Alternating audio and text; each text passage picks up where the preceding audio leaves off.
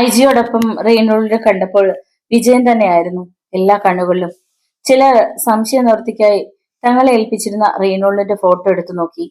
കൂടെ ഉണ്ടായിരുന്ന advocate Joseph ഡാനിയലിനെ പലർക്കും നേരത്തെ പരിചയമുണ്ടായിരുന്നു, നേരിട്ടും അല്ലാതെയും. എല്ലാവരും എണീറ്റ് നിന്ന് ഐജിയെ സല്യൂട്ട് ചെയ്തു.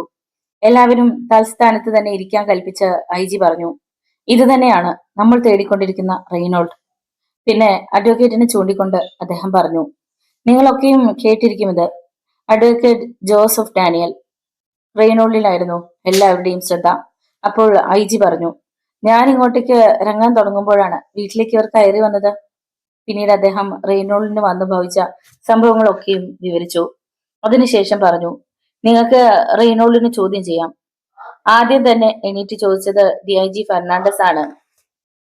ഇത്തരം ഒരു സംഭവം നടന്നാലുടൻ പോലീസിനെ അറിയിക്കുകയും അഭയം പ്രാപിക്കുകയും ചെയ്യേണ്ടതിന് പകരം നിങ്ങൾ എന്തിനാണ് ഒളിച്ചോടിയത്?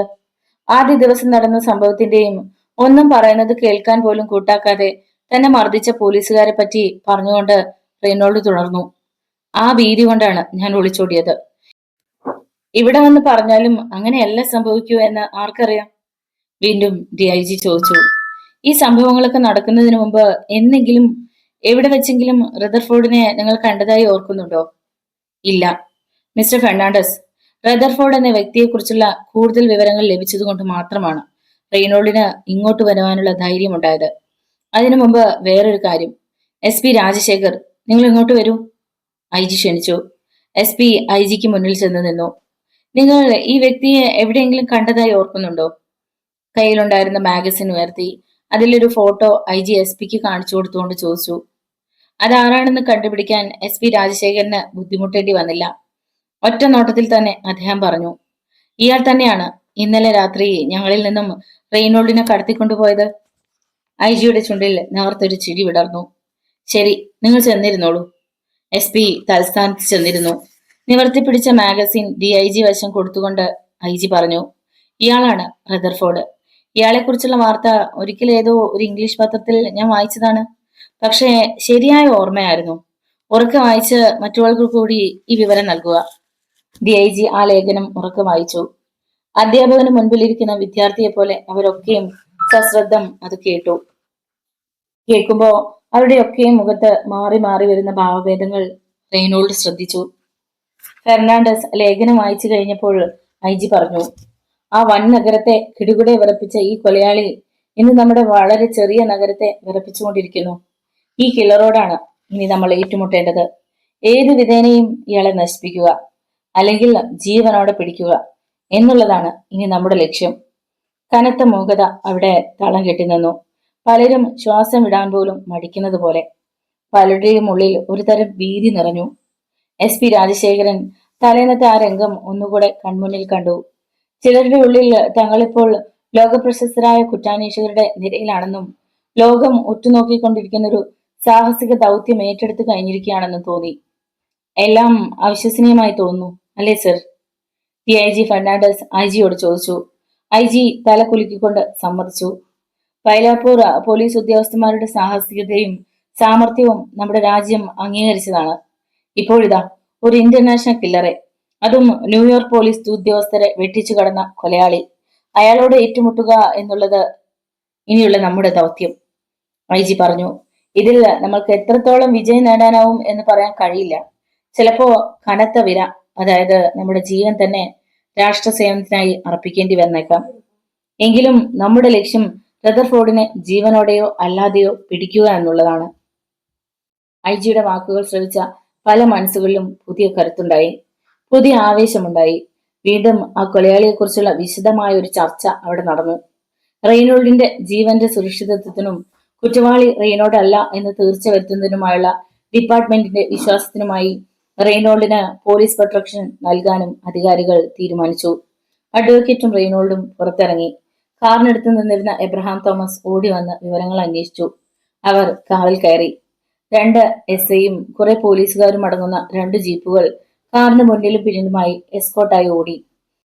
നഗരഹൃദയത്തിലെ സായാഹ്ന സൂര്യന്റെ വെളിച്ചത്തുണ്ടുകൾ വീണുകിടക്കുന്ന പ്രധാന വീതിയിലൂടെ സിൽവിയുടെ വീട് ലക്ഷ്യമാക്കി കാർ മുന്നോട്ട് നീങ്ങിക്കൊണ്ടിരിക്കെ ടാക്സി സ്റ്റാൻഡിലെ ഒരു ടാക്സി കാറിൽ നിന്നും ശക്തിയേറിയ രണ്ടു കണ്ണുകൾ ആ കാഴ്ച ശ്രദ്ധിക്കുന്നുണ്ടായിരുന്നു. ടൂറിസ്റ്റ് ബംഗ്ലാവിൽ എത്തിയ ഉടനെ റെയ്നോൾഡ് എബ്രഹാം തോമസിനെ കൊണ്ട് സിൽവിയയ്ക്ക് ഫോൺ ചെയ്യിച്ചു. റെയ്നോൾഡിനെ കുറിച്ച് അറിയാനുള്ള ജിജ്ഞാസ അവളിലാകെ പടർന്നു. എബ്രഹാം തോമസ് ആണ് വിളിച്ചത്. റെയ്നോൾഡിന്റെ ആത്മമിത്രം. ഒരുപക്ഷെ എബ്രഹാം തോമസിന്റെ വീട്ടിലായിരിക്കുമോ റെയ്നോൾഡ്? തനിക്ക് എങ്ങനെയെങ്കിലും റെയ്നോൾഡിനെ ഒന്ന് കാണാൻ കഴിഞ്ഞിരുന്നുവെങ്കിൽ. അവൾ വളരെ പെട്ടെന്ന് ഡ്രസ്സ് ചെയ്തു. ഡാഡിയോടോ മമ്മിയോടോ പറയണോ? വേണ്ട. ലെസ്ലിയുടെ വീട്ടിലേക്കാണെന്ന് പറഞ്ഞ് അവൾ പുറപ്പെട്ടു. പോർട്ടിക്കോയിൽ നിന്നും കാർ ഗേറ്റ് കടന്നു മറയുന്നത് വരെ നോക്കിയതിനു ശേഷം പൂമുഖവാതിൽക്കിൽ നിന്നും അവളുടെ ഡാഡിയും മമ്മിയും അകത്തേക്ക് പോയി.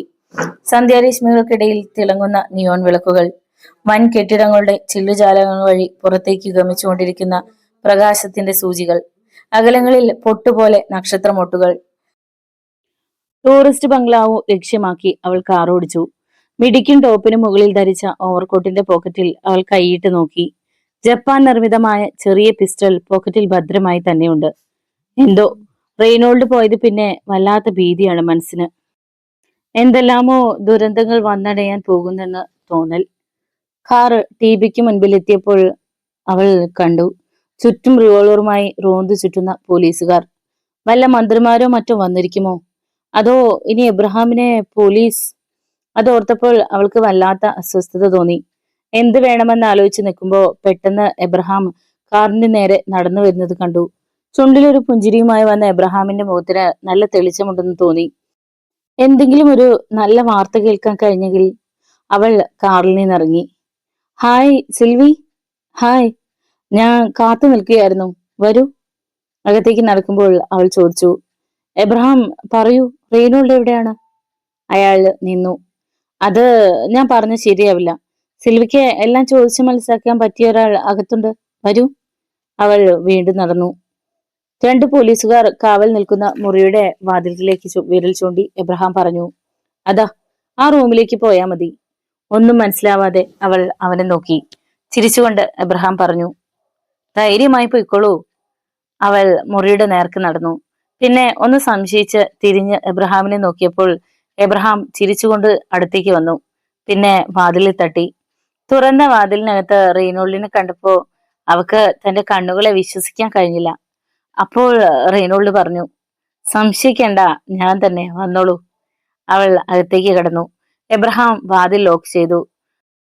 വാക്കുകൾ പോലും കിട്ടാതെ തരള ഹൃദയായി നിൽക്കുകയായിരുന്നു അവൾ. അവളുടെ കണ്ണുകൾ നിറഞ്ഞു തുളുമ്പുന്നുണ്ടായിരുന്നു. വാക്കുകൾ അവളുടെ കണ്ടത്തിൽ മുറിഞ്ഞു വീഴുകയായിരുന്നു. റെയ്നോൾഡ് തന്റെ കൈക്കൊമ്പിളിൽ അവളുടെ മുഖമൊതുക്കി. പെട്ടെന്ന് അവൾ തേങ്ങിക്കൊണ്ട് അവന്റെ നെഞ്ചിൽ വീണു. റെയ്നോൾഡ്, എന്റെ റെയ്നോൾഡ്, അവൾ പുലമ്പി. അവൻ അവളുടെ നെറ്റിയിലും കവിളത്തും ചുണ്ടിലും തുരുതരെ ചുംബിച്ചു. സമയം രാത്രി 10:30. റെയ്നോൾഡ്, സമയമേറെയായി. ഇനി ഞാൻ പോകട്ടെ. നാളെ പ്രധാനപ്പെട്ടൊരു കേസുണ്ട്.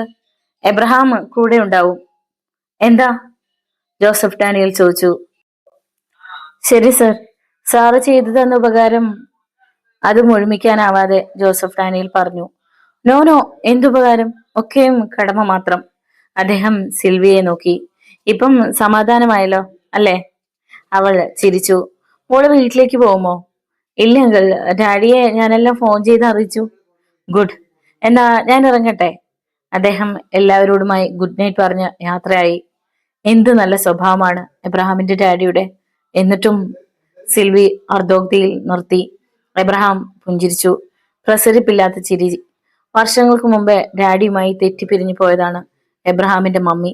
സ്വന്തമായി ഹോസ്പിറ്റലും ധാരാളമായി സ്വത്തുക്കളും ഒക്കെയുള്ള പ്രശസ്തനായ ഡോക്ടർ, ഗൈനക്കോളജിസ്റ്റ്. മമ്മിയുടെ ക്ലബിൽ പോക്കും മഹിളാ സംഘടനാ പ്രവർത്തനവും മറ്റു രീതികളും ഒന്നും ഡാഡിക്ക് തീരെ ഇഷ്ടപ്പെട്ടിരുന്നില്ല. അതിനിടയിലാണ് പ്രധാനപ്പെട്ട മറ്റൊരു സംഭവം നടന്നത്. ഒരു ബലാത്സംഗ കേസിൽ ജീവപര്യന്തം തടവിന് ശിക്ഷിക്കപ്പെട്ട ഒരു മുൻ മന്ത്രിയുടെ അടുത്ത കൂട്ടുകാരനായിരുന്നു എബ്രഹാമിന്റെ അമ്മാവൻ. ബലാത്സംഗത്തിനിരയായ പെൺകുട്ടി ഡാഡിയുടെ സുഹൃത്തിന്റെ മകളും. ഡാഡി ഈ കേസ് ഏറ്റെടുത്താൽ വിജയം സുനിശ്ചിതമാണെന്ന് അമ്മാവൻ അറിയാമായിരുന്നു. മമ്മിയെ പ്രലോഭിപ്പിച്ച് അതിൽ നിന്ന് പിന്തിരിയാൻ നിർബന്ധിച്ചെങ്കിലും ഡാഡി തയ്യാറായില്ല. അതേ തുടർന്ന് ദിവസവും വഴക്കും വക്കാണവുമായിരുന്നു വീട്ടിൽ. ഒടുവിൽ ഡാഡിയുടെ കേസ് ജയിച്ചു. മന്ത്രി അകത്തുമായി. ആരോടും ഒന്നും പറയാതെ മമ്മിയുടെ വീട്ടിലേക്ക് പോയി. ഇപ്പോ നീണ്ട 8 വർഷങ്ങൾ കഴിഞ്ഞിരിക്കുന്നു. എബ്രഹാമിനെ ഞാൻ വിഷമിപ്പിച്ചോ? വീണ്ടും സിൽവിയുടെ സ്വരം. നെവർ, കിടക്കാമല്ലോ, സമയമേറെയായി, ഗുഡ് നൈറ്റ്. എബ്രഹാം അടുത്ത റൂമിലേക്ക് നടന്നു. ഈ സമയം ടിബിക്ക് മുന്നിലൂടെ പോയ ഒരു കാർ തെല്ലകലെ മതിലോരം ചേർന്നു നിന്നു. സാവധാനം അതിന്റെ ഡോർ തുറന്ന് മെഷീൻ ഗണ്ണുമായി റദർഫോർഡ് ഇറങ്ങി. ഒരു നിമിഷം അപ്പോൾ ടിബിയെ നോക്കി നിന്നു. പോലീസുകാരാണ് ചുറ്റും. ചുറ്റും ഒന്ന് കണ്ണോടിച്ച ശേഷം ബെൽറ്റ് കഴുത്തിലിട്ട് മെഷീൻ ഗണ്ണിന്റെ ട്രിഗർ വലതു കൈയിൽ ഒതുക്കി അയാൾ ടിബിക്ക് നേരെ നടന്നു. ടൂറിസ്റ്റ് ബംഗ്ലാവിന് നേരെ മുന്നിലുള്ള ചിൽഡ്രൻസ് പാർക്കിലെ നിരന്നു നിൽക്കുന്ന മൊസോണ്ട ചെടികളുടെ മറവിൽ നിർത്തിയിട്ടിരിക്കുന്ന കറുത്ത ഗ്ലാസിന്റെ ഗ്ലാസ്സിലൂടെ അജിത് തോംസണും AIG ഫെർണാണ്ടസും ഇതൊക്കെ കാണുന്നുണ്ടായിരുന്നു. ഗൺ കയ്യിലെടുത്ത് DIG പുറത്തേക്ക് ഇറങ്ങി. ഇരുളിൽ നേർത്ത കാലച്ച പോലും കേൾപ്പിക്കാതെ അദ്ദേഹം മുന്നോട്ട് നടന്നു. കാറിൽ നിന്നിറങ്ങിയ IG ഇരുളിലൂടെ റദർഫോർഡിന്റെ കാറിനടുത്തേക്ക് നീങ്ങി. ഉന്നം പിടിച്ച് ടിബിയുടെ മതിലേക്ക് കുതിച്ചു ചാടാൻ തയ്യാറെടുത്ത റദർഫോർഡ് അവ്യക്തമായ നിഴലിലൂടെ പെട്ടെന്ന് അത് കണ്ടു. പാർക്കിംഗ് അരികിൽ ഒരു നിഴൽ രൂപം. പെട്ടെന്ന് അയാൾ കുനിഞ്ഞതും ഒരു വെടിയുണ്ട തലയ്ക്ക് മുകളിലൂടെ പാഞ്ഞു പോയതും ഒരുമിച്ചായിരുന്നു. അയാൾ കുനിഞ്ഞുകൊണ്ട് തന്നെ കാറിനടുത്തേക്ക് ഓടി. തിരിച്ചുള്ള ഒരു ആക്രമണം ആ സമയത്ത് തീർത്തും ബുദ്ധിശൂന്യമാണെന്ന് അയാൾക്കറിയാമായിരുന്നു. ചിലപ്പോ ചുറ്റുപാടും പോലീസ് ഇരിപ്പുണ്ടാവാം. കാറിന്റെ ഡോർ തുറന്ന് അകത്ത് കയറി കാർ സ്റ്റാർട്ട് ചെയ്ത നിമിഷത്തിൽ സൈഡ് മിറർ തകർത്ത് പാഞ്ഞു വന്ന ബുള്ളറ്റിൽ നിന്നും തലനാരിയുടെ വ്യത്യാസത്തിൽ അയാൾ രക്ഷപ്പെട്ടു. തൊപ്പി തെറിച്ച് കാറിൽ വീണു. അപ്പോൾ അയാൾ അത് കണ്ടു. ഏതാനും വാര അകലെ റിവോൾവർ ചൂണ്ടി നിൽക്കുന്ന IG തോംസൺ. കാറിന്റെ ഹെഡ്ലൈറ്റിന്റെ പ്രകാശ രേണുക്കൾ അദ്ദേഹത്തിന്റെ മുഖത്ത് വീണുകിടപ്പുണ്ടായിരുന്നു. അദ്ദേഹം അടുത്ത വെടി ഉതിർത്തതും കാർ മുന്നോട്ടാഞ്ഞതും ഒപ്പമായിരുന്നു. DIGയും ശബ്ദം കേട്ട് പുറത്തേക്ക് ഓടിയെത്തിയ പോലീസുകാരും അടുത്തെത്തുമ്പോഴേക്കും കാർ അങ്ങ് അകലെ എത്തിയിരുന്നു. ഇപ്രാവശ്യം അവൻ രക്ഷപ്പെട്ടു, DIG മെല്ലെ പറഞ്ഞു. റെയ്നോൾഡും സിൽവിയും എബ്രഹാമും ഒക്കെ പരിഭ്രാന്തരായിരിക്കുകയായിരുന്നു. സിൽവിയുടെ കൈകാലുകളും ചുണ്ടും ഭയം കൊണ്ട് വിറച്ചു. റെയ്നോൾഡ്, അവൾ ഭീതിയോടെ വിളിച്ചു. അവൻ അവളെ ആശ്വസിപ്പിച്ചു. അപ്പോഴേക്കും IG യും DIGയും അങ്ങോട്ട് കടന്നു വന്നു. തന്റെ റദർഫോർഡ് ഇപ്പൊ വന്നിരുന്നു. എന്നിട്ട്?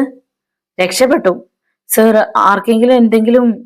ഇല്ല, താൻ പറഞ്ഞത് ശരിയാണെങ്കിൽ അയാൾ തന്നെ തേടി എത്തുമെന്ന് അയാൾക്ക് ഉറപ്പുണ്ടായിരുന്നു. തന്നെ ഇഞ്ചിഞ്ചായി കൊല്ലുമെന്നല്ലേ അയാൾ പറഞ്ഞത്? ഇപ്പോഴയാൾ രക്ഷപ്പെട്ടു. അവന്റെ മുഖത്ത് ഭീതി ദർശിച്ചുകൊണ്ട് IG പറഞ്ഞു. താൻ ഭയപ്പെടണ്ട. തന്റെ ജീവൻ സംരക്ഷിക്കേണ്ടത് തങ്ങളുടെ ചുമതലയാണ്. റദർഫോർഡിനെ പിടിക്കേണ്ടതും. അദ്ദേഹം ചിരിച്ചു. ശുഭരാത്രി ആശംസിച്ച് അവർ പുറത്തേക്ക് പോയപ്പോഴും ഏത് നിമിഷവും ചത്ത് താഴെ വീണേക്കാവുന്ന ഒരു ക്ലോക്കിന്റെ സൂചിയാണ് തന്റെ ജീവനെന്ന് അവന് തോന്നി. അതിരാവിലെ തന്നെ സിൽവി തട്ടി വിളിച്ചുണർത്തി. ഏയ് റെയ്നോൾഡ്. കണ്ണു തുറന്നപ്പോൾ ചുവന്ന ഒരു ഡാലിയ പൂവിന്റെ ഹാസം പോലെ സിൽവിയ. എടോ, വല്ലാത്ത ക്ഷീണം, ഞാനൊന്ന് മതിവരോളം ഉറങ്ങിക്കോട്ടെ, അവൾ ചിരിച്ചുകൊണ്ട് പറഞ്ഞു. റെയ്നോൾഡിന്റെ മമ്മിയും ഇങ്ങോട്ട് വരുന്നുണ്ട്. ഇപ്പോ ഫോൺ ചെയ്തിരുന്നു. റെയ്നോൾഡ് വേഗം പുതപ്പ് നീക്കി എഴുന്നേറ്റു. എബ്രഹാം എണീറ്റോ? ഉവ്വ്, കുളിക്കുന്നു. റെയ്നോൾഡ് അപ്പോഴാണ് അവളെ ശരിക്കും ഒന്ന് ശ്രദ്ധിച്ചത്. വളരെ ഹാപ്പിയിലാണ് അവൾ. തലേന്നത്തേക്കാൾ ഉന്മേഷവും പ്രസരിപ്പും മുഖത്തിന്റെ സൗന്ദര്യം ഒന്നുകൂടെ വർദ്ധിപ്പിച്ചതുപോലെ. ഷാമ്പു വിട്ട മുടിനാരുകൾ ഫാനിന്റെ കാറ്റിൽ പാറിക്കളിക്കുന്നു. ഇന്നലെ കണ്ട സിൽവിയാണിതെന്ന് വിശ്വസിക്കാൻ പ്രയാസം. എന്താ ഇങ്ങനെ നോക്കുന്നത്? അവൾ ചോദിച്ചു. മറുപടി പറയാതെ പുഞ്ചിരിച്ചുകൊണ്ടവൻ അവളുടെ വലിയ കണ്ണുകളിലേക്ക് ഉറ്റുനോക്കി. എന്തൊരു തിളക്കമാണ് കണ്ണുകൾക്ക്. ആ കണ്ണിൽ നിന്നും വമിക്കുന്ന കാന്തിക രശ്മി അവന്റെ ഹൃദയത്തിലേക്ക് ആഴ്ന്നിറങ്ങി. പൊടുന്നനെ ഒരാവേശത്തിൽ അവൻ അവളെ ഇറുകെ പുണർന്നു. നെറുകയിൽ, കഴുത്തിൽ, പിന്നെ ആ ചുണ്ടുകളിൽ അവൻ അമർത്തി ചുംബിച്ചു. സിൽവി, അവൻ മെല്ലെ വിളിച്ചു. എന്തോ? അവൾ വിളി കേട്ടു. അവളുടെ പുറത്ത് തലോടിക്കൊണ്ടവൻ പറഞ്ഞു.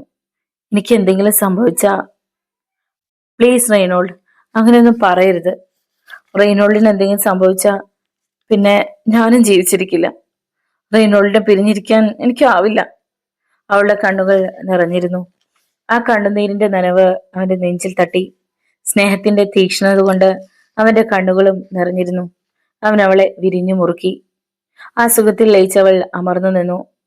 ഡോ റെയ്നോൾഡ്, ഇവൻ ഈ ഒരൊറ്റ ചിന്തയേ ഉള്ളൂ, പെട്ടെന്ന് അങ്ങോട്ട് കടന്നു വന്ന എബ്രഹാം തോമസ് പറഞ്ഞു. അവർ പെട്ടെന്ന് അകന്നു മാറി. അവരുടെ കണ്ണുകളിലെ നനവ് കണ്ടപ്പോൾ എബ്രഹാം പറഞ്ഞു. സോറി, ഒരു തമാശ പറഞ്ഞതാണ്. ഇറ്റ്സ് ഓൾ റൈറ്റ്, സിൽവി റെയ്നോൾഡിനോട് പറഞ്ഞു. വേഗം ഫ്രഷ് ആകൂ. വളരെ പെട്ടെന്ന് തന്നെ റെയ്നോൾഡ് കുളിച്ച് റെഡിയായി. ഡ്രസ്സ് ചെയ്ത് കഴിഞ്ഞപ്പോ എബ്രഹാം വന്ന് പറഞ്ഞു. ദാ എല്ലാവരും എത്തി. അപ്പോഴേക്കും റെയ്നോൾഡിന്റെയും സിൽവിയയുടെയും മാതാപിതാക്കൾ റൂമിലേക്ക് എത്തി. ഡാഡ്! അവൻ ഡാഡിയെ കെട്ടിപ്പിടിച്ചു. ആ സന്തോഷ പ്രകടനം മിനിറ്റുകളോളം നീണ്ടുനിന്നു. നഷ്ടപ്പെട്ടുവെന്ന് കരുതിയ മകനെ തിരിച്ചു കിട്ടുമ്പോഴുണ്ടായ മാതാപിതാക്കളുടെ സന്തോഷം, അവിടെ കൂടി നിന്നവരുടെ എല്ലാം കണ്ണുകൾ നിറഞ്ഞിരുന്നു.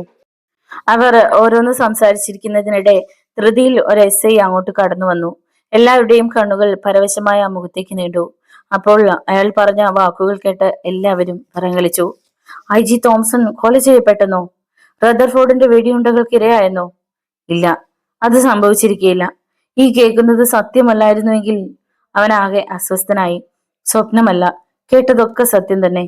ഇന്നലത്തെ പക റദർഫോർഡ് മണിക്കൂറുകൾക്കുള്ളിൽ തന്നെ പകരം വീട്ടിയിരിക്കുന്നു. അയാളെ എതിർക്കുന്ന ആരെയും അയാൾ ബാക്കി വെച്ചേക്കില്ലെന്ന് ബോധ്യപ്പെടുത്തിയിരിക്കുന്നു. അങ്ങനെയെങ്കിൽ റദർഫോർഡിന്റെ കൈകൾ കൊണ്ട് തന്നെയാവും തന്റെ അന്ത്യവും. തന്റെ ജീവന് യാതൊരു സുരക്ഷിതത്വവുമില്ല. ഇന്നലെ രാത്രി തന്നെ താൻ റദർഫോർഡിന്റെ കൈകളിൽ അകപ്പെടേണ്ടതായിരുന്നു. IG-യും DIG-യുമാണ് തന്നെ രക്ഷിച്ചത്. ഇന്നലെ TBക്ക് കാവൽ നിന്നവരെയൊക്കെ നിഷ്പ്രയാസം അയാൾ കൊന്നൊടുക്കുമായിരുന്നു.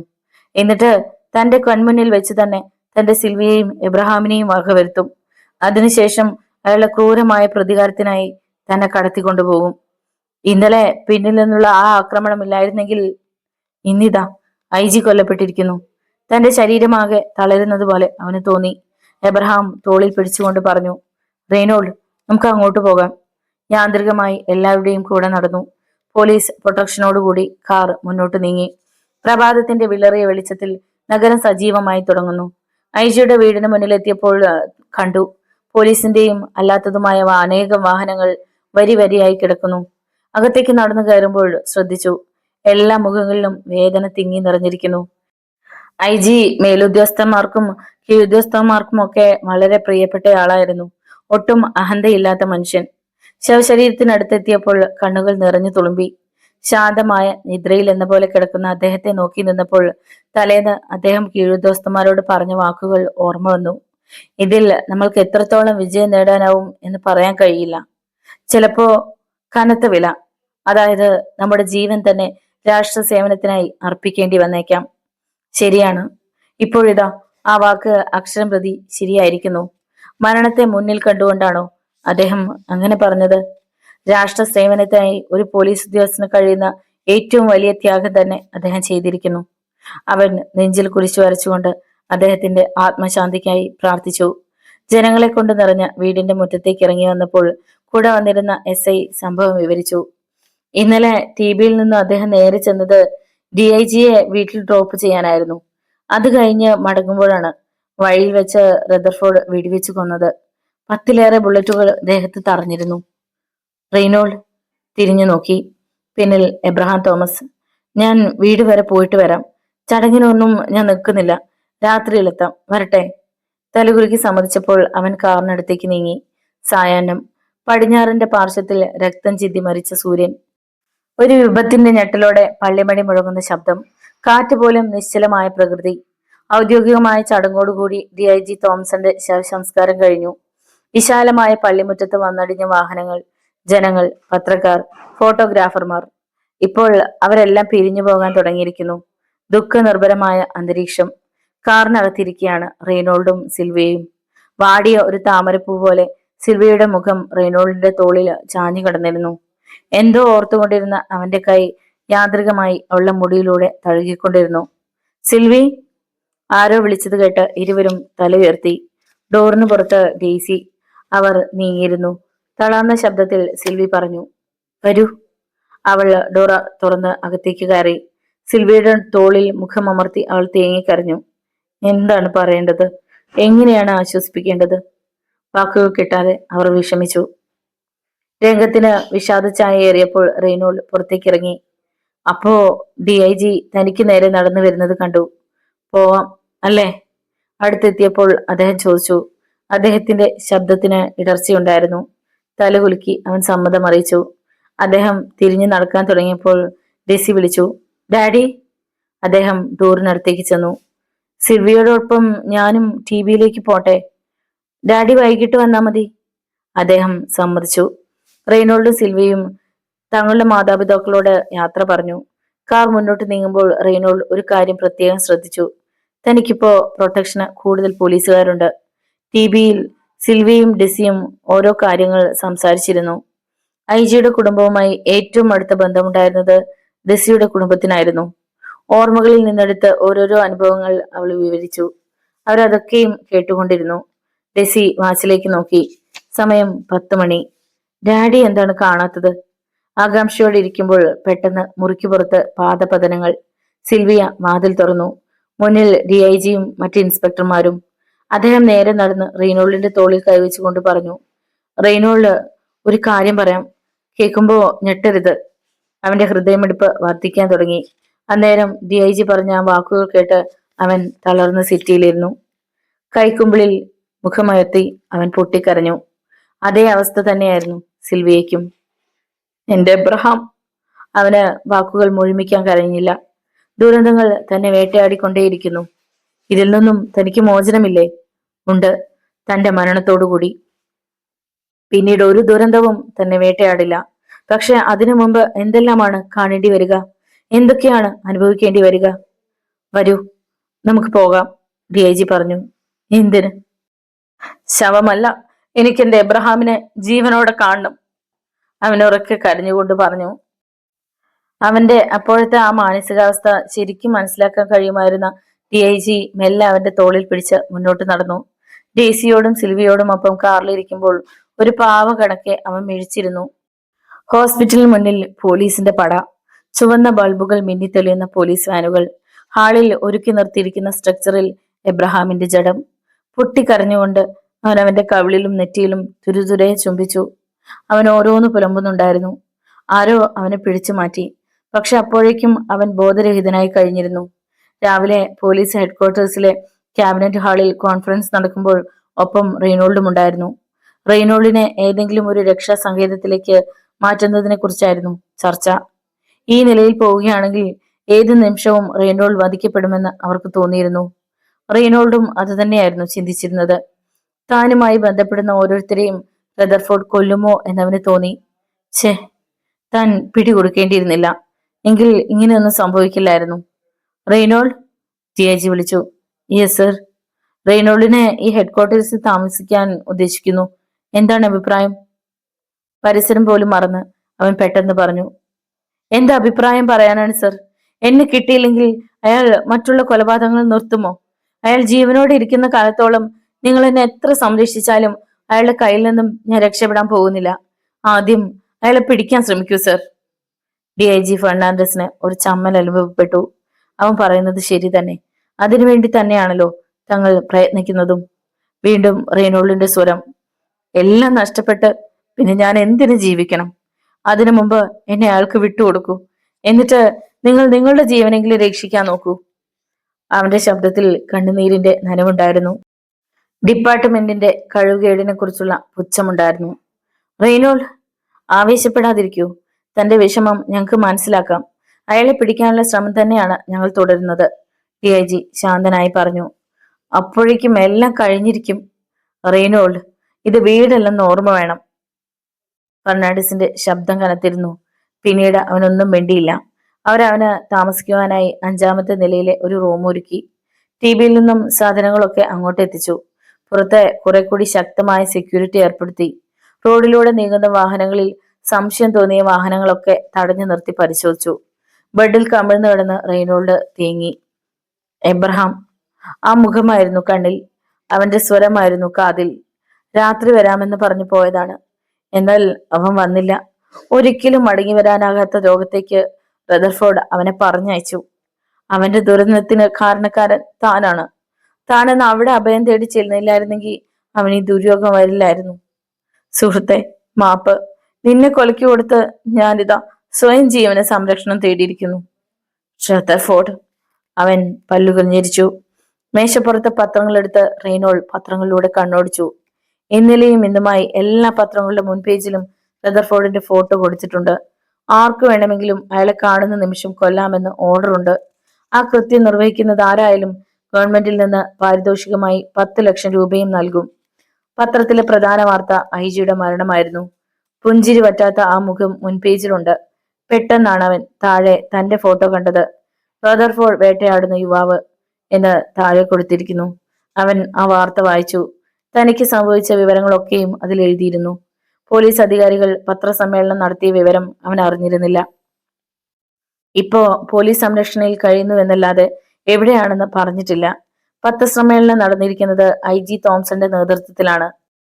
ആ വാർത്ത പുറത്തു വരുന്നതിന് മുമ്പേ അദ്ദേഹവും കൊല്ലപ്പെട്ടിരിക്കുന്നു.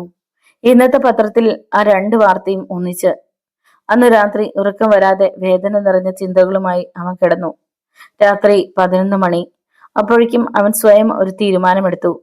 ഇവിടെ നിന്ന് എങ്ങനെയെങ്കിലും രക്ഷപ്പെടണം. റദർഫോർഡുമായി ഏറ്റുമുട്ടണം.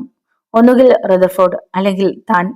ആ സമയം റദർഫോർഡിന്റെ കാർ അവന്റെ വീടിന് മുന്നിൽ ചെന്ന് നിന്നിരുന്നു. റെയ്നോൾഡിന്റെ ഡാഡിയും മമ്മിയും ഉറക്കത്തിലേക്ക് വഴുതി വീഴാൻ തുടങ്ങുമ്പോഴായിരുന്നു കോളിംഗ് ബെല്ലിന്റെ ശബ്ദം. സ്വിച്ച് ഓൺ ചെയ്തു. അകത്ത് മഞ്ഞ വെളിച്ചം തെളിഞ്ഞു. ഡോർ തുറന്ന് വരാന്തയിലേക്ക് നടന്നു. ഡോർ തുറന്നതും വെടി പൊട്ടിയതും ആർത്തനാദത്തോടെ പിന്നിലേക്ക് അവർ മറിഞ്ഞു വീണതും ഒരുമിച്ചായിരുന്നു. നിലത്ത് കിടന്ന് പിടയുന്ന അവരുടെ ദേഹത്ത് ഏതാനും ബുള്ളറ്റുകൾ കൂടെ തറഞ്ഞു. അവരുടെ ശരീരം നിശ്ചലമായി. റദർഫോർഡിന്റെ കണ്ണുകളിൽ പൈശാചികമായ ഒരു ആനന്ദം തുടികൊട്ടി. അയാളുടെ ശിരസിലേക്ക് ഉന്മാദത്തിന്റെ രക്തം തിളച്ചു കയറി. അയാൾ അരയിൽ തിരിയിരുന്ന കത്തിയെടുത്തു. തലയിൽ നിന്ന് തൊപ്പിയെടുത്ത് മേശപ്പുറത്ത് വെച്ചപ്പോൾ അയാളുടെ ചെമ്പൻ മൊഴിയിഴകൾ അരണ്ട വെളിച്ചത്തിൽ ചെമ്പുകമ്പികൾ പോലെ തിളങ്ങി. അയാൾ അവരുടെ ശിരസുകൾ അറുത്തുമാറ്റി. പിന്നെ ക്രൂരമായൊരു സംതൃപ്തിയോടെ തൊപ്പിയെടുത്ത് തലയിൽ വെച്ച് പുറത്തേക്ക് നടന്നു. വിജനമായ റോഡിലൂടെ ഡ്രൈവ് ചെയ്യുമ്പോൾ റെയ്നോൾഡിന്റെ മുഖം മാത്രമായിരുന്നു അയാളുടെ കൺമുന്നിൽ. തന്നിൽ നിന്ന് രക്ഷപ്പെട്ട ഒരേ ഒരാൾ, അതും ഒരു പയ്യൻ. ഒരിക്കലല്ല, 2 തവണയാണ് തന്നെ അവൻ പരാജയപ്പെടുത്തിയത്. തന്നിൽ നിന്നും രക്ഷപ്പെടാൻ അവനാവില്ല. എത്ര കനത്ത രക്ഷാസന്നാഹങ്ങളുണ്ടെങ്കിലും ഒരിക്കൽ അവൻ തന്റെ കയ്യിൽ തന്നെ വന്നു വീഴും. നാളെ തന്നെ അവനെ പിടിക്കണം. അവന്റെ മാതാപിതാക്കളെയാണ് താനിപ്പോൾ വകവരുത്തിയത്. ഈ ശവസംസ്കാരത്തിന് അവന് വരാതിരിക്കാനാവില്ലല്ലോ. റോഡിൽ നിന്നും കാറിന്റെ നിയന്ത്രണം അയാൾ ചതുപ്പ് നിലങ്ങളിലേക്ക് മാറ്റി. പൂഴി പറത്തിക്കൊണ്ട് വിദൂരതയിൽ കാണുന്ന ചെറുകുന്നുകൾ ലക്ഷ്യമാക്കി അയാൾ കാർ ഓടിച്ചു. പൊടിപടലങ്ങൾ അർദ്ധചന്ദ്രനെ മറച്ചു. വിവരമറിഞ്ഞ റെയ്നോൾ ബോധരഹിതനായി. കണ്ണു തുറക്കുമ്പോൾ സിൽവിയയും ഡെയ്സിയും DIGയും മറ്റു പോലീസ് ഓഫീസർമാരും അടുത്തുണ്ട്. കരഞ്ഞു വീർത്ത സിൽവിയയുടെ മുഖം. മറ്റുള്ള കണ്ണുകളിലൊക്കെയും സഹതാപം. തന്റെ ഡാഡിയെയും മമ്മിയെയും വിളിച്ച് അവൻ പൊട്ടിക്കരഞ്ഞു. പോലീസ് അകമ്പടിയോടുകൂടി വീട്ടിലേക്ക് തിരിച്ചു. സംഭവം അറിഞ്ഞെത്തിയ നാട്ടുകാരുടെ തിക്കും ബഹളവും അവരെ നിയന്ത്രിക്കുന്ന പോലീസ്. ശവശരീരങ്ങളിലേക്ക് അവനൊന്നേ നോക്കിയുള്ളൂ. ഒരലർച്ചയോടുകൂടി അവൻ വീണ്ടും ബോധരഹിതനായി. കൂടി നിന്നവരുടെ എല്ലാം ചെവികളിൽ ആ അലർച്ചയുടെ ശബ്ദം പ്രതിധ്വനിച്ചു. സായാഹ്നം. പള്ളിയിലെ സെമിത്തേരിയിൽ ശവസംസ്കാര ചടങ്ങുകൾ നടക്കുകയാണ്. എന്റെ പ്രിയപ്പെട്ട ഡാഡി, മമ്മി. അവന്റെ മനസ്സ് മന്ത്രിച്ചു. പാപിയായ ഈ മകന് വേണ്ടി നിങ്ങളും ബലിയാടായി. നിങ്ങളുടെ മകനായി പിറന്ന ഈ പാപിയോട് ക്ഷമിക്കൂ. ഇത്രയും കാലത്തിനിടയ്ക്ക് എന്റെ ഒരു അഭീഷ്ടവും സാധിച്ചു തരാനിട്ടില്ല. അനുസരണക്കേട് കാണിച്ച് ഒരിക്കൽ പോലും ഞാൻ നിങ്ങളെ വേദനിപ്പിച്ചിട്ടില്ല. പക്ഷേ മനുഷ്യരൂപത്തിൽ പിറന്ന ആ സാത്താൻ നിങ്ങളെ തമ്മിൽ അകറ്റി. തോളത്തൊരു തണുത്ത സ്പർശം തിരിഞ്ഞു നോക്കി. DIG Fernandez. പള്ളിമുറ്റത്തെ കാറ്റാടി മരത്തിന് താഴെ നിന്നുകൊണ്ട് അദ്ദേഹം പറഞ്ഞു, സമാധാനിക്കൂ. എല്ലാം വിധിയാണെന്ന് കരുതിയാൽ മതി. ദേഷ്യം കൊണ്ട് അവന്റെ മുഖത്ത് രക്തമെരച്ചു കയറി. അടക്കാൻ ശ്രമിച്ചെങ്കിലും കഴിഞ്ഞില്ല. അവൻ പൊട്ടിത്തെറിച്ചു. നാണമില്ലേ മിസ്റ്റർ? ഇതുപോലൊരു യൂണിഫോം അണിഞ്ഞ് വിധിയെ പഴിച്ചാരാൻ DIG ആണ് പോലും. പുച്ഛം നിറഞ്ഞ വാക്കുകൾ കേട്ട് DIG തലകുനിച്ചു. സർ, നിങ്ങൾ ആർക്ക് വേണ്ടിയാണ് ഈ കഷ്ടപ്പെടുന്നത്? എനിക്ക് വേണ്ടിയാണെങ്കിൽ വേണ്ട. എന്നെ വെറുതെ വിട്ടേക്കൂ. എന്ത് വേണമെന്ന് ഞാൻ തീരുമാനിച്ചോളാം. സംരക്ഷിച്ച് എന്റെ പാരന്റ്സ് വരെ എനിക്ക് നഷ്ടപ്പെട്ടു. നിങ്ങൾക്കിനി എന്താണ് മിസ്റ്റർ സംരക്ഷിക്കാൻ കഴിയുക? ദേഷ്യം കൊണ്ട് അവൻ ജ്വലിച്ചു. അപ്പോ പലരും തങ്ങളെ ഉറ്റുനോക്കുന്നത് DIG അറിഞ്ഞു. സർ, റദർഫോർഡിനെ പിടിക്കാൻ നിങ്ങൾക്കാവില്ല. അയാൾക്ക് ആവശ്യം എന്നെയാണ്. എന്റെ മരണം സുനിശ്ചിതമാണ്. അയാളോട് പോരാടാൻ ഇറങ്ങിയ എനിക്ക് ജീവനെ കുറിച്ച് ചിന്തിക്കേണ്ട. പ്ലീസ് എന്നെ വിടൂ, അവൻ അപേക്ഷിച്ചു. തന്നെ വിട്ട അവൻ ഈ കൊലപാതകങ്ങളൊക്കെ നിർത്തുമോ? അവനൊന്നും വേണ്ടിയില്ല. ആ സമയം SP അങ്ങോട്ട് വന്നു. സർ. യെസ്. നേരത്തെ പറഞ്ഞതുപോലെ റെയ്നോൾഡുമായി ബന്ധപ്പെട്ടവരെയൊക്കെ ഹെഡ്ക്വാർട്ടേഴ്സിലേക്ക് മാറ്റാമല്ലേ? അതെ, ഒക്കെയും ഇപ്പൊ തന്നെ ആവട്ടെ. വീട്ടിൽ നിന്നും അവർക്ക് എന്തെങ്കിലുമൊക്കെ ആവശ്യമുണ്ടെങ്കിൽ എല്ലാം ഉടൻ എത്തിക്കാനുള്ള സജ്ജീകരണം നടത്തുക. ശരി സർ. പെട്ടെന്ന് അവരുടെ വയർലെസ്സുകൾ ശബ്ദിച്ചു. കൺട്രോൾ റൂമിൽ നിന്നുള്ള മെസ്സേജാണ്. പള്ളി ലക്ഷ്യമാക്കി റദർഫോർഡിന്റെ കാർ വരുന്നുണ്ടത്രേ. DIG എല്ലാവർക്കും വേണ്ടി നിർദ്ദേശങ്ങൾ കൊടുത്തു.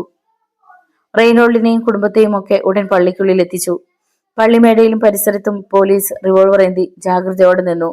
ഉയർന്ന ഉദ്യോഗസ്ഥർ പലരും പരിസരങ്ങളിൽ പലയിടത്തായി മറിഞ്ഞിരുന്നു. ഓരോ നെഞ്ചും അതീവ ശക്തിയോടെ മിടിച്ചു.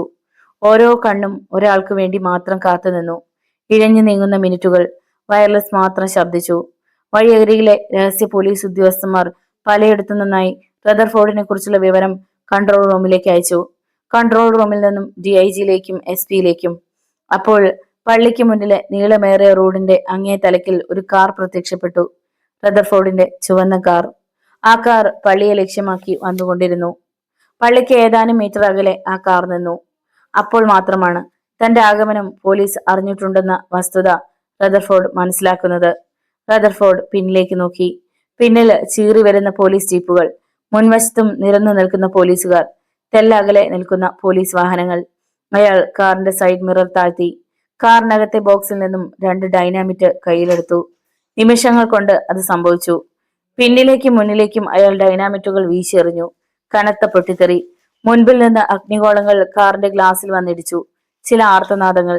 പെട്ടെന്ന് അയാൾ അരുകി ചേർത്ത് കാർ മുന്നോട്ടെടുത്തു. മായുന്ന പുകപടലങ്ങൾക്കിടയിലൂടെ കാർ മുന്നോട്ടു പോകുന്നത് DIG കണ്ടു. കൈപ്പിടിയിൽ ഒതുക്കിയിരുന്ന സ്റ്റൺ ഗണ്ണിന്റെ ട്രിഗർ അദ്ദേഹം ആഞ്ഞു വലിച്ചു. ലക്ഷ്യം തെറ്റാതെ റദർഫോർഡിന്റെ കാറിൽ ആ വെടിയുണ്ടകൾ ചെന്ന് തറച്ചു. കാറ് പെട്ടെന്ന് ബ്രേക്ക് ചെയ്ത് ഗണ്ണുമായി റദർഫോർഡ് ഇറങ്ങി ഓടി. ആ സമയം ഒരു വൻ പൊട്ടിത്തെറി അവിടെ ഉണ്ടായി. അഗ്നിജ്വാലകൾ ഗോളങ്ങളായി ആകാശത്തേക്ക് ഉയർന്നു പൊങ്ങി. പലയിടങ്ങളായി കാറിന്റെ അവശിഷ്ടങ്ങൾ ചിതറി വീണു.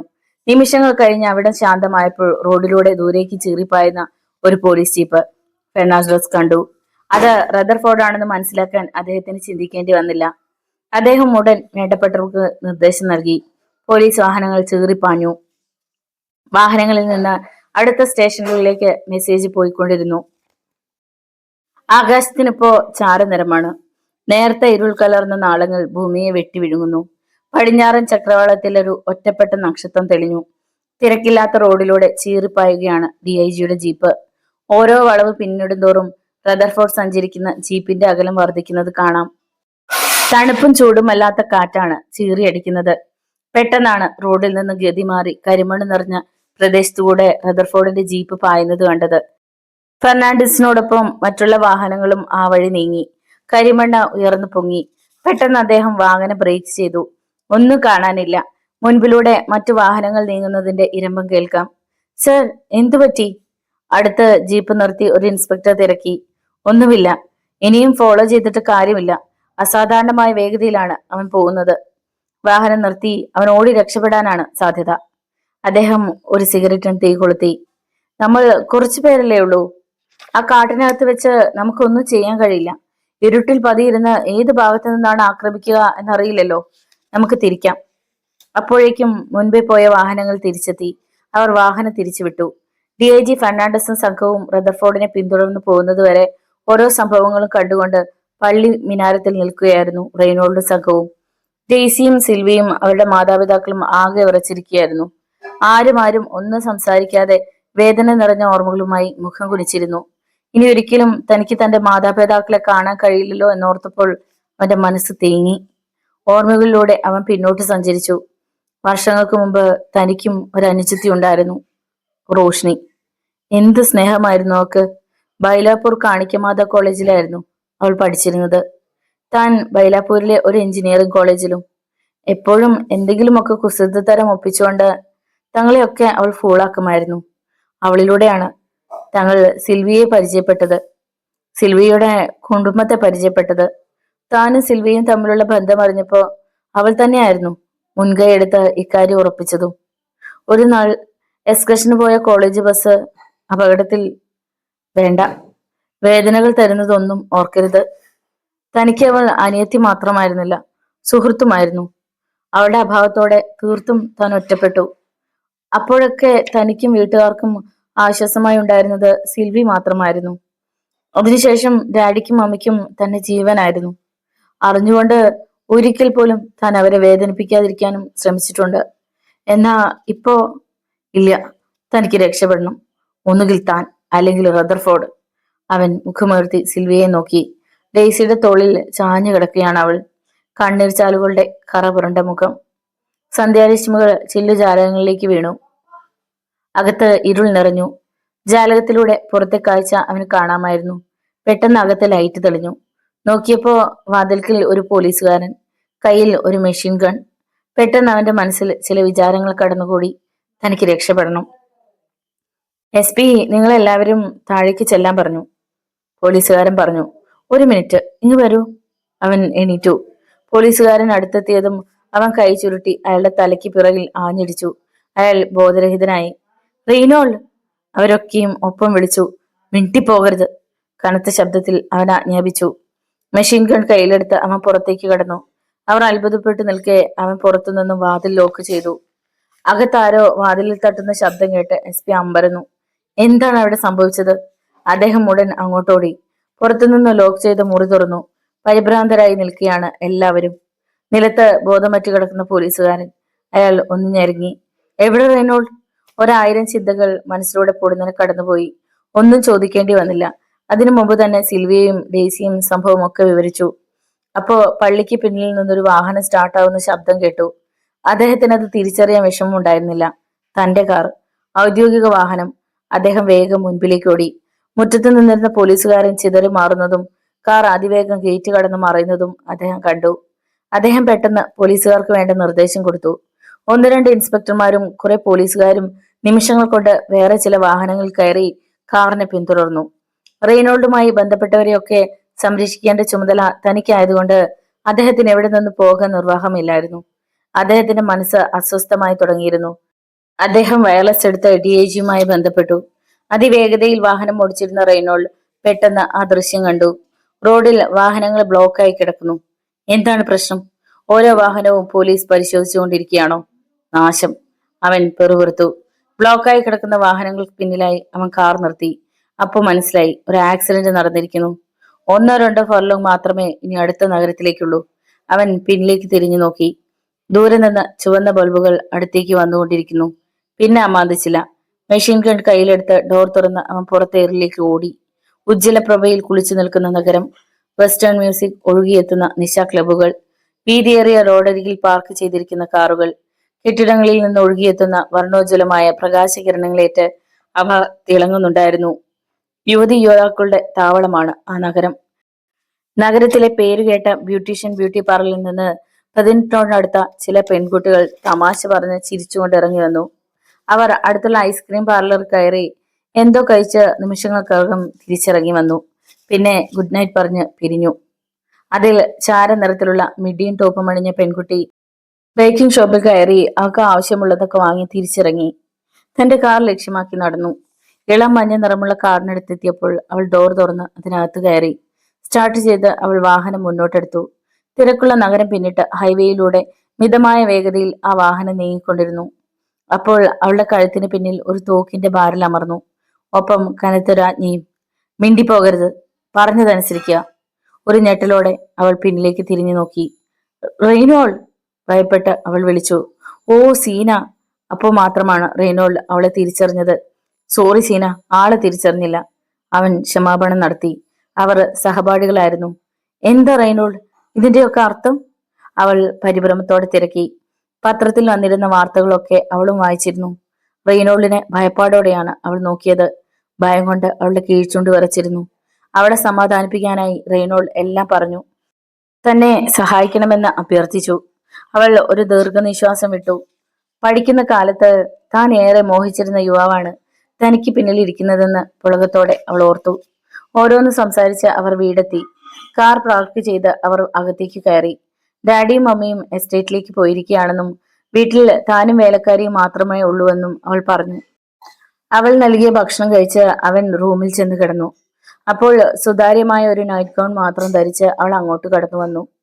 അവളുടെ ശരീരാവയവങ്ങൾ വ്യക്തമായും പുറത്ത് കാണാമായിരുന്നു.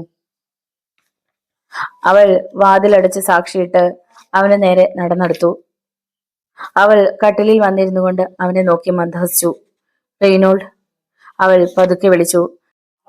അവന്റെ നെഞ്ചിൽ തലചായ്ച്ച് കിടന്നുകൊണ്ട് അവൾ പറഞ്ഞു. റെയ്നോൾഡിനെ ഞാൻ എന്തുമാത്രം ആഗ്രഹിച്ചിട്ടുണ്ടെന്ന് പറഞ്ഞറിയിക്കാനാവില്ല. ഇപ്പോ എന്റെ മോഹം സഫലമായി. അവനൊന്നും മിണ്ടിയില്ല. റെയ്നോൾഡിനെ ഇപ്പൊ പോലീസ് അന്വേഷിക്കുന്നുണ്ടാവുമല്ലേ? ഉം. അവൻ മെല്ലെ മൂളി. സിൽവിയും പേരൻസും പോലീസ് സംരക്ഷണയിലാണോ ഇപ്പോ? ഉം. റദർഫോർഡിനെ കണ്ടുമുട്ടുമെന്ന് റെയ്നോൾഡിന് ഉറപ്പുണ്ടോ? ഇല്ല. പിന്നെ കാണുമെന്ന പ്രതീക്ഷയിൽ ഇറങ്ങി. അവന്റെ നെറ്റിയിലെ വിയർപ്പ് തുള്ളികൾ ചുണ്ടുകൊണ്ട് ഒപ്പിയെടുത്ത ശേഷം അവൾ ചോദിച്ചു, എന്തിനാ റെയ്നോൾഡ് ഈ സാഹസികത? അയാളെ ഒന്ന് ഭയപ്പെടുത്തുവാൻ പോലും നമ്മുടെ ശക്തരായ പോലീസുകാർക്ക് ആവുന്നില്ല. ഇതൊക്കെ അറിഞ്ഞിട്ടും റെയ്നോൾഡിന്റെ ഈ നീക്കം വിഡ്ഢിത്തരമല്ലേ? ശരിയായിരിക്കാം. അതല്ലാതെ എനിക്ക് മറ്റു മാർഗമൊന്നുമില്ല. പിന്നെ അവൾ ഒന്നും ചോദിച്ചില്ല. അവൾ എണീറ്റ് ജനാലയ്ക്കൽ ചെന്ന് നിന്നു. ഒരു കുന്നിൻ നെറുകിലായിരുന്നു ആ വീട്. ജനലിലൂടെ അവൻ ചുറ്റും ഒരു നിരീക്ഷണം നടത്തി. താഴ്വാരത്തിൽ ഏതാനും ചില വീടുകളുള്ളതൊഴിച്ചാൽ ചുറ്റും വിജനമാണ്. ശൂന്യമായി കിടക്കുന്ന കരിമൺ പ്രദേശങ്ങൾ. അവയ്ക്കും അപ്പുറം വിദൂരതയിൽ നേർത്ത നിലാവിൽ നിഴൽ പോലെ കാണുന്ന ചെറുകുന്നുകൾ. താഴ്വാരത്തെ റോഡിലൂടെ വല്ലപ്പോഴും കടന്നു പോകുന്ന ഒന്നോ രണ്ടോ വാഹനങ്ങൾ. സീന അരികിൽ വന്നു നിന്നത് അവൻ അറിഞ്ഞു. എങ്കിലും കണ്ണുകൾ ശൂന്യതയിൽ നിന്നും പിൻവലിച്ചില്ല. ഒരാഴ്ച പോലും തിരിഞ്ഞിട്ടില്ലെങ്കിലും ഒന്നോ രണ്ടോ വർഷങ്ങളായി താൻ ഈ ദുരന്തത്തിൽ അകപ്പെട്ട് കിടക്കുകയാണെന്ന് അവന് തോന്നി. തന്റെ മാതാപിതാക്കൾ മരിച്ചതുപോലും ഇപ്പോഴവൻ വളരെ ലാഘവത്തോടെ ഓർത്തു. അവൾ അവനോട് ചേർന്ന് നിന്നു. തണുത്ത കാറ്റ് വീശുന്നുണ്ടായിരുന്നു. ആ കരിമൺ പ്രദേശത്ത് നോക്കിക്കൊണ്ടിരിക്കെ വിദൂരതയിൽ നിന്നും ഒരു വാഹനത്തിന്റെ ഹെഡ്ലൈറ്റുകൾ കണ്ടു. അവന്റെ നെറ്റിയിൽ ചുളിവുകൾ വീണു. പല തവണ താൻ ഈ വഴി പോയിട്ടുണ്ട്. പക്ഷെ അപ്പോഴൊന്നും അങ്ങനെ ഒരു റോഡ് കണ്ടിട്ടേയില്ല. അത് എങ്ങോട്ടുള്ള റോഡാണ്? അവൻ സീനയോട് തിരക്കി. അവൾ ചിരിച്ചു. ഇല്ല, അങ്ങോട്ട് റോഡൊന്നുമില്ല. അവനിൽ ജിജ്ഞാസ ഉണർന്നു. പിന്നെ ആ വരുന്ന വാഹനം? എന്തോ എനിക്കറിയില്ല. ഇന്നലെ രാത്രിയും ഞാനത് കണ്ടതാണ്. നിലാവിലൂടെ ആ വാഹനം അടുത്തുകൊണ്ടിരുന്നു. പൊടിപടലങ്ങൾ പറന്നുയരുന്നുണ്ടായിരുന്നു. അവന്റെ മുഖത്തെ സംശയത്തിന്റെ വേരുകൾ കണ്ടതുകൊണ്ടാവാം. സീന പറഞ്ഞു, ബൈനോക്കുലർ വേണോ? അവൻ പെട്ടെന്ന് പറഞ്ഞു, കൊണ്ടുവരൂ. അവൾ മറ്റൊരു മുറിയിലേക്ക് ചെന്ന് നിമിഷങ്ങൾക്കകം ബൈനോക്കുലറുമായി വന്നു. അവൻ അതിലൂടെ നോക്കി. ആദ്യം കണ്ണിൽപ്പെട്ടത് പോലീസ് എന്ന ഇംഗ്ലീഷ് വാക്കാണ്. പിന്നെ അതൊരു ജീപ്പാണെന്ന് മനസ്സിലായി. ജീപ്പ് റോഡിലേക്ക് കയറിയപ്പോൾ അതിനകത്തെ നിലാവെളിച്ചത്തിൽ ആ തൊപ്പിക്കാരനെ അവൻ കണ്ടു. റദർഫോർഡ്. ബൈനോക്കുലർ അവളുടെ കയ്യിൽ കൊടുത്തുകൊണ്ട് അവൻ പറഞ്ഞു, സീന പ്ലീസ്, സീനയുടെ വണ്ടി എനിക്ക് വേണം. റെയ്നോൾഡ്, ഞാനും കൂടെ വരട്ടെ? അവൾ ചോദിച്ചു. വേണ്ട, അത് അപകടമാണ്. പ്ലീസ് വേഗം ആ കീ ഒന്ന് കൊണ്ടുവരൂ. ബൈനോക്കുലറുമായി അവൾ പുറത്തേക്ക് പോയി. നിമിഷങ്ങൾക്കകം അവൾ തിരിച്ചു വരുമ്പോൾ അവൾ ജീൻസും ടീഷർട്ടും ധരിച്ചിരുന്നു. മെഷീൻ ഗണ്ണും ഏന്തി നിൽക്കുന്ന അവന്റെ കയ്യിൽ താക്കോൽ കൊടുത്തുകൊണ്ട് അവൾ പറഞ്ഞു, ഞാനും വരുന്നു. പിന്നെ അവനൊന്നും പറയാൻ നിന്നില്ല. വേഗം പുറത്തു കടന്നു. അവർ കാറിൽ കയറി. റെയ്നോൾഡ് അതിവേഗം കാർ മുന്നോട്ടെടുത്തു. കുന്നിറങ്ങി കാർ മെയിൻ റോഡിൽ എത്തിയപ്പോ റെയ്നോൾഡ് പറഞ്ഞു, സീന ഡ്രൈവ് ചെയ്തോളൂ. ഒരുപക്ഷെ അതാവും എനിക്ക് സൗകര്യം. അവൾ അതനുസരിച്ചു. ഭാവിയിലേക്ക് വേണ്ട അടിയന്തരമായ ചർച്ചകൾ പോലീസ് ഓഫീസിൽ നടക്കുകയായിരുന്നു. റദർഫോർഡ് രക്ഷപ്പെട്ട ആ ഭാഗം നാളെ തന്നെ പരിശോധിക്കാനുള്ള തീരുമാനമായിരുന്നു അത്. അതോടൊപ്പം ഗ്യാൻവാഡി വനവും അരിച്ചു പൊറുക്കാൻ അവർ തീരുമാനിച്ചു. അതിനുവേണ്ടി അടുത്ത ജില്ലകളിൽ നിന്നും ധാരാളം പോലീസുകാർ വന്നെത്തിയിട്ടുമുണ്ട്. മീറ്റിംഗ് അവസാനിച്ചപ്പോൾ DIG സിൽവിയയെയും മാതാപിതാക്കളെയും ചെന്ന് കണ്ടു. സിൽവിയയ്ക്ക് കൂട്ടായി ഡെയ്സി അവിടെ തങ്ങുകയാണെന്ന് പറഞ്ഞപ്പോ അദ്ദേഹത്തിന് സന്തോഷമേ തോന്നിയുള്ളൂ. അദ്ദേഹം ഗുഡ് നൈറ്റ് പറഞ്ഞിറങ്ങി. ഹെഡ്ക്വാർട്ടേഴ്സ് ആകെ പോലീസിനെ കൊണ്ട് നിറഞ്ഞിരിക്കുകയാണ്. 2 ദിവസത്തിനകം റദർഫോർഡിനെ കീഴടക്കാൻ കഴിയുമെന്ന് തന്നെ അദ്ദേഹം വിശ്വസിച്ചു. അദ്ദേഹം വീടെത്തി.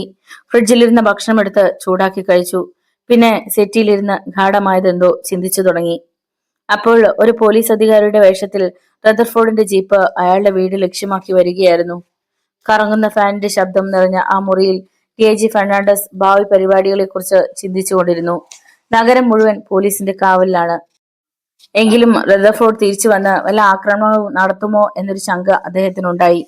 നഗരാതിർത്തി കടന്നു വരുന്ന ഓരോ വാഹനവും നിർത്തി പരിശോധിക്കുവാനായി എല്ലാവർക്കും ഓർഡർ നൽകിയിട്ടുണ്ട്. കൂടാതെ ഡൈനാമിറ്റ് ഘടിപ്പിച്ച ഗണ്ടുകളും. വനത്തിലൂടെയുള്ള നാളത്തെ ആ തിരച്ചിൽ അപകടം നിറഞ്ഞത് തന്നെ.